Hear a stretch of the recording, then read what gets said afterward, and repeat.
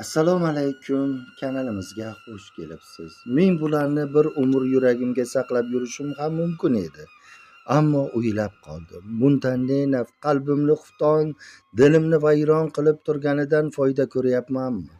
Albatta yo'q. Undan ko'ra mening holimga tushganlar eshitib xulosa chiqarsa, to'g'ri yo'l topsa yaxshi emasmi? O'ylaymanki, meni kimligim, qayerda yashashim siz uchun muhim emas, asosiysi hayotdan topganlarim ularga nima berishida. Men 19 yoshimda turmushga chiqqanman.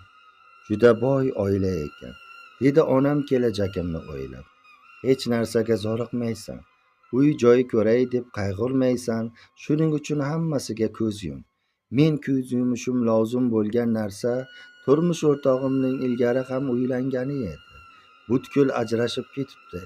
Endi u ayolning ham, yigitning ham yo'llari sira tutashmasmiz. Meni desang tek, rohat farohatda yashaysan, dedi onam roziligimni olishga urinib. Endigina 19 ga qadam qo'ygan qiz nima deb qarshilik ko'rsata olardiki, men rad eta olsam. Uzatishdi. Rostdan ham boy badavlat oila, hech narsadan kami yo'q deya ta'riflashgan bu xonadonda faqat mehr oqibat yetishmasligini borganim zahoti sezdim. 2 yillik befarzandligim yana isbotlandi. Qaynonam ko'z ochirmasdi. Shuncha sharoit bilan ham bola tug'a olmasangiz-a, nima balo, ikkinchi marta ham og'zim kuydimi deyman. Qarating o'zingizni. Kundoshingiz kelishi bilan homilador bo'lgan edi. Nahot nevara qucha olmaymanmi, a? Bu gaplarni dilimni og'ritadi deb o'ylashmas, yuzingda ko'zing bormi demay gapirishaveradi. Shukrki 2 yil o'tib bo'yimda bo'ldi. O'g'lim tug'ildi. Shuncha sabrsizlikka yarasha Xudoyim ol qo'lim dedimi, to'ng'ichim yarim yosh bo'lmasdan turib yana homilador bo'ldim. O'zini shunchalar bola parvar qilib ko'rsatgan qaynonam bu xabardan gezarib ketdi. Nima, sabrimni sinayapsizmi? Bitta chaqaloq yetadi hozirchaga. Boring, onangiznikiga borib oldirib keling. Tug'ilgunicha bu ham katta bo'lib qoladi-ku. Boring. Noiloj onamnikiga bordim. Noshukrlik qilma bolam. Kechagina tirnoqqa zor bo'lib yig'lab yurganing esingdan chiqdimi bolam? Bolani bergan rizqini ham beradi. Bu tug'ilgunicha kattang chopqillab qoladi. Bir aytding, qaytib og'zingga olma. Ortimga qaytardi onam. Men bu qaynonamni istagi ekanligini ayta olmadim. Onangiz pulini qizg'andimi? Bolani o'zi boqmaydi-da, a? Shuning uchun tug'aver deydi. Qaynonamning jahi-jahiga tegmay qoldi. Har kuni bir gapni takrorlar, kamiga atay ro'zg'ordagi og'ir ishlarni qildirar edi. Yer chopdim, qop-qop sabzavot ko'tardim. Oxir oqibat bu sog'ligimga, farzandimga ta'sir qildi. 18 kun shifoxonada yotdim. Na qaynona, na erim xabar oldi. Shundan og'rinib uyiga borishni istamadim. Qizim, o'z uying, o'lan to'shaging, o'z uyingga bor bolam. Seni quvib solishmaydi-ku, deya onam uyiga borishimga undadi. Itnasam haydasang ketadi, bu esa yana qornini qappaytirib kelyapti, deya qarshi oldi qaynonam. Bizga ajratilgan uyga kirsam hech narsamiz yo'q. Hayron bo'ldim. Endi alohida yashaymiz. Hamma narsani o'sha joyga ko'chirdim, dedi erim. Quvonishni ham, xafa bo'lishni ham bilmadim. So'ng erim o'sha aytgan ijara uyiga olib bordi. Eski choyxona ekan, juda chet joyda. Narsalarni joylayver, kelaman, deya u o'g'lim ikkimizni tashlab ketdi. Ochig'i qayerga kelib qolganimni ham aniq bilmasdim. Ertalabgacha kutdim. Turmush o'rtog'imdan darak yo'q. O'g'lim och qolib yig'lay boshladi. Sal narida qurilayotgan imorat ustidagi ustalar yoniga bordim. Faqat bodring bor edi bizga o'zimizga loyiq ovqat olib kelishadi-da qizim. Ular o'g'limga bodring berishdi. O'zim yemasam ham o'g'limga ilindim. Uzoqroqqa ekilgan Makka jo'xori dumbulini egasidan so'rab olib qaynatib o'g'limga berdim. Hamon dadasi bizdan xabar olmasdi. Ketay desam qo'limda pul yo'q. Yana ketganim zahoti kelib qolsa, gap eshitmay degan hadik bilan kutib, bir haftani o'tkazibman. Bu orada bir do'konga borib, ahvolimni tushuntirib, o'g'lim uchun pecheniya va yeguliklar olib turdim. Oxiri o'sha do'kon egasidan pul olib qaytdim. Turmush o'rtog'im bilan yana kelganimizda choyxonasi egasi kelib qoldi. Bo'sh yetgan yer bor. Shunga ul-bul ekasizmi? Dedi u bizga qarab. Erimdan avval men rozi bo'ldim. U aytgan yerga pomidor ekib, chelaklab suv quyib parvarishladim. Birdaniga hech kim yo'qlamaydigan, hatto erim ham kam keladigan bu makonimizda qaynonam ham, qarindoshlari ham kela boshladi. Chunki ekinim havas qilgulik darajada bo'lgan edi. Afsuski ikkinchi o'g'lim tug'ilib, ularni terib sota olmadim. Barchasini turmush o'rtog'im va qaynonam saranjolladi. Juda katta daromad qildik. Ammo u pullardan menga bir chaqa ham tekkan emas. Yana eski hammom, eski tos. Avvalgiday o'g'illarim bilan xorzorlikda yashay boshladim. Erim bizni butkul tashlab qo'ygan edi. Ilojsizlikdan bolalarimni onamga tashlab ishladim. Bu orada qaynonam yiqilib ko'zi ko'rmay qolibdi. To'shakka mixlanibdi. Ishlab yurgan chog'imda bu haqda eshitib qoldim. Qaynonang og'ir yotganmish, xabar ol, yana nasihat qildi onam. Ishonasizmi? Borsam shifokor yonimga yugurib kelsa-deng. Siz uning kimi bo'lasiz? Bu biz bemorga uyga ketishga ruxsat bergan edik. Shundan buyon hech kim yo'q. Qotib qoldim. Nahot shuncha boyvachcha o'g'illar birgina onaning holidan xabar olishga, uyga olib ketishga yaramadi. Oyi, men keldim, dedim qaynonamning boshiga borib. Javob o'rniga qaynonamning ko'zlarida tuv-tuv yosh ko'rdim. Yuragim allanechuk bo'lib yig'lab yubordi. Yig'lamang oyi, sizni olib ketaman. O'g'lingizga hozir borib aytaman. Yig'lay shifoxonadan chiqib erimni izladim. Topgach bari dilimdagilarni to'kib soldim. Meni o'ylamadingiz, mayli, bolalaringizni tashlab qo'ydingiz. Xo'p, lekin onangizdan nega xabar olmadingiz? Boring, olib keling. Mayli, meni yonimga olib keling, o'zim qarayman. Afsuski, qaynonam erim borishi bilan vafot etdi. Shundan so'ng umr yo'ldoshim bizni butkul unutdi. O'z uyimizga faqat o'zim sig'aman. Ukam seni, bolalaringni kiritmaydi, dedi hatto yuzimga. Undan biron yorug'lik chiqmasligiga ko'zim yetgach, o'zim tuman hokimligiga borib arzimni aytdim. Shukurki, quloq tutadiganlar bor ekan. Yer berishdi. Endi topganimni to'plashga, o'zimizga boshpana qurishga harakat qildim. Chaylada yashab uy ko'tara boshladim. Bundan xabar topgan erim yana paydo bo'ldi. Nomardni qarangki, bolalarim rizqidan qirqib olgan qurilish mollarimni sotishga tushibdi. Ortiq chiday olmadim. Ajrashishga qaror qildim. Siz na oilani, na bolani, na onani bildingiz. Sizdan hech qanday umid yo'q. Keting, hayotimni yana do'zaxga aylantirmang. Bunga chiday olmagan erim menga tuhmat qildi. Ko'chaga chiqib, men haqqimga suyuq oyoq deb gap tarqatdi. Undan butkul sovdim. Endi oramizda hech narsa qolmagan edi. Yaqinda u 3-chi bor uylandi. Eng dahshati, atay men uy qurgan mahalladagi restoranga to'y qildi. Mashinam chunonan shovqin solib o'tdiki, uyim yonidan men-ku mayli uni zulmlariga, nodonliklariga ko'nikib qolganman. Ammo farzandlarimchi, ular endi go'dak emas, katta bo'lib qolishdi. Ularga qarab ezilib ketdim. Aytmoqchi bo'lganim, qizini turmushga berayotganlarga men yaqqol misolman. Aslo boylikka uchmang. Mana men boy xonadonga tushdim. Ammo nonimni ham o'zim topdim. Uyimni ham yolg'iz boshim bilan qurdim. Baxt boylikda emas, shuni aslo unutmang aziz onalar. Qizlaringizni hayotini sarobga almashtirmang. Bu hikoyani mana shu voqealarni boshdan kechirgan qizning nomidan o'qib eshittiramiz. Sizlar bir dona like va podpisatsiya qo'ng'iroqchasini bosib kanalimizga obuna bo'lib, kommentariy o'z fikringizni qoldirib ketasiz. Ikkinchi hikoyani ulab beramiz. Folga ishonmayman. Munajjimlar bashoratiga ham, ammo tushlarimga ishonmasdan ilojim yo'q. Hozir boshimdan o'tganlarni aytib beraman. Nega tushlarga alohida ixlos qilishimni bilib olasiz, deb hikoya qiladi muallif. 16 yoshimda kelinlik libosini kiydim. 17imda esa ona bo'ldim. To'g'ri, juda qiyin kechdi.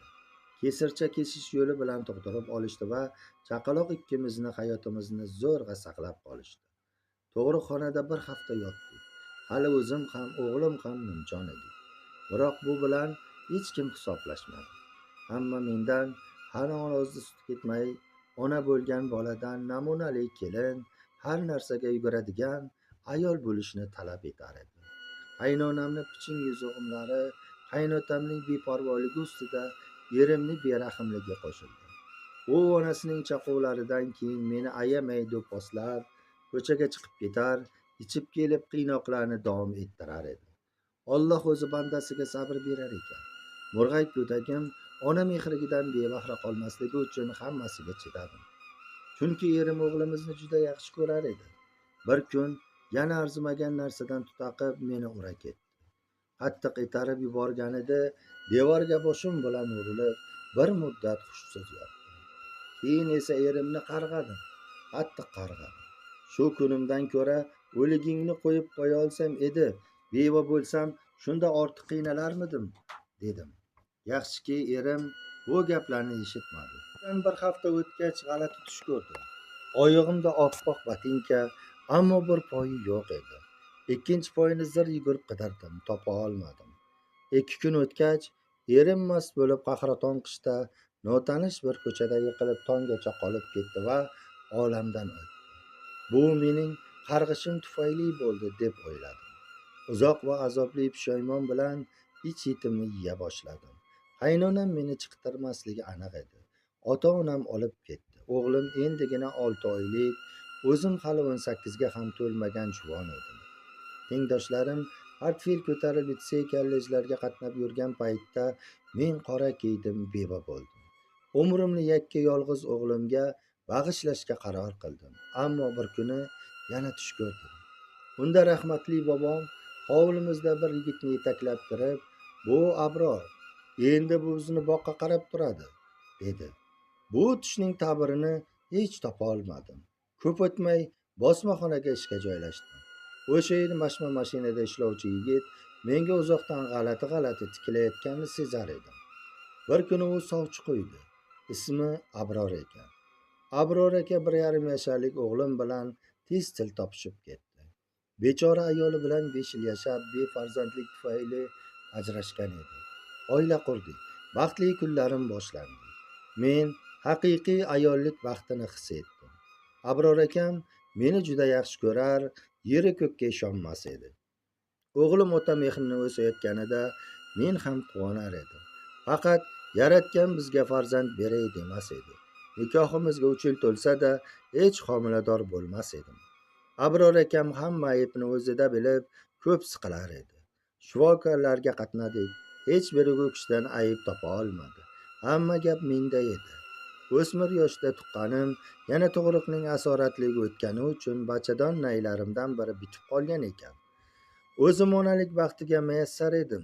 Abror akam ham o'g'limga o'z farzandidek mehr ko'rsatar edi. Unga otalik baxtini bera olmayotganimdan azoblanar edim. Menga bildirishni istamasa-da ishdan ezilar edi.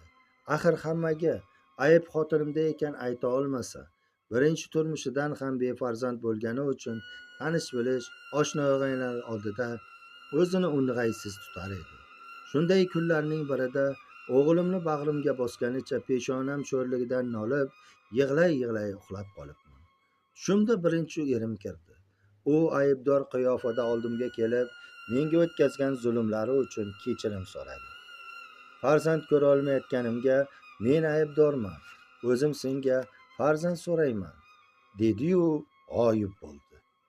Lanj kayfiyatda uyg'ondim. O'zimcha birinchi erimdan roziligimni olvoz chiqarib aytdim. Uning haqqiga tilovat qildim. Oradan 3 oy o'tib homilador bo'lganimni bildim. Abror akamning quvonchi ichiga sig'mas edi. O'g'limga ham avvalgidan ziyodroq mehr berar edi. Homiladorlik davrim yaxshi o'tdi. Erim aytganim muhayyo qilar, qo'limni sovuq suvga urdirgisi kelmas edi. Haqiqiy homiladorlik nimaligini endi bildim. Uning har lahzasidan lazzatlanib yashadim. 9 oy umrimning eng shirin lahzalari bo'ldi. Oy kuni yetib ko'zim yoridi. Bu safar ham Kesircha kesish bilan tuqqan bo'lsam-da, ruhimdagi ko'tarinkilik sababmi, tezda oyoqqa turdim. Erim tug'ruqxonadan chiqish shoshilmas, yaxshilab o'zingga kelib ol der edi. Bir kuni bolamning isitmasi ko'tarildi. Shifokorlar gap nimadaligini bilolmay hayron edi. Ertasiga turli tahlillar olishdi. Ularning natijasi yaxshi emas edi. Tilab olganim kichkintoyimga infeksiya yuqibdi. Endi u bolamning qonida katta shiddat bilan ko'payar, hech bir dori-darmon ta'sir qilmas edi. Bolam sho'rlik azoblandi. Avval o'pkasida yiring to'plandi, keyin oshqozonida, ichaklarida, yuraklarida. Shifokorlar ko'p urinishdi, biroq 1,5 oy davomida jigar poram ko'z oldimda ming azoblar tortib, ojiz bir shamday lipillab so'ndi. Menda bu dardni ko'taradigan kuch yo'q edi. Esimdan ayrilayozdim. Bolamni quchoqlab dod solganim yodimda, so'ng behush yiqildim. Bu nima? Sinovmi yo jazomi? Nega shuncha qiynab, zoriqtirib, kuttirib, sog'intirib beradi-da, bir pasda olib qo'yadi? Go'dayimni ne gunohi bor ediki, jahannamiy azoblar bilan qiynaldi. Qaysi aybim uchun jigar poramning uzoq va azobli o'limini ko'rishga mahkum etildim va nihoyat chaqaloqni ko'mib keldik. O'sha kuni negadir bir ahmoqona xayol lep etibdi boshimdan.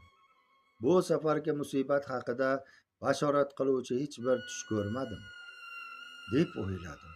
O'z dardim bilan bo'lib, bu o'y miyamdan ko'tarildi.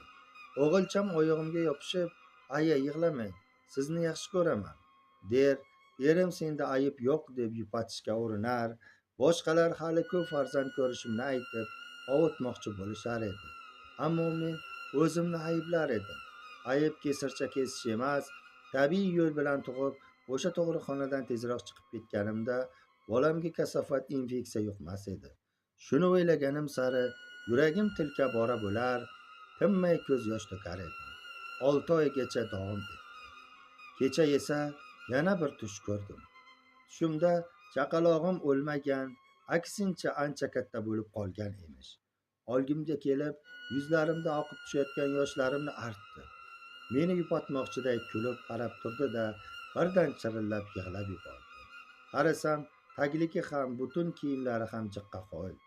Darhol kiyimlarni almashtirdim. Lekin baribir ho'l bo'lib qolaverdi. Kichkintoyim shunday dedi: "Oyi, yig'lavermang. Ko'z yoshlaringiz hamma yog'imni jiqqa suv qilib yubordi. Atrofimni balchiq qilib tashladi.